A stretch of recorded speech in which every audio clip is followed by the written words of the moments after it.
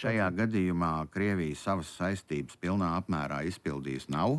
Aprīļa sākumā tika pārskaitīts viens dīvains maksājums 21,000 apmērā. Un vajag miljonus vairāk. Vajag 3,5 miljonus, un nav arī iesniegt saraksti, kuriem tā sakot, varbūt pat to 21,000, kam izmaksāt. Nav ne sarakstu par 21,000, ne par 3,5 miljoniem, ne arī šo pašu 3,5 miljonu. Un kādas ir mūsu puses iespējas risināt šo situāciju? Vairākkārtējs Krievijas pagaidu pilnvarotā lietuviešu izsaukšanu uz ārlietu ministriju. Mēs esam vairākkārtēji gan oficiāli, gan e-pasta veidā mūsu sociālās apdrošināšanas aģentūra sazinājusies ar saviem partneriem, cilvēkiem.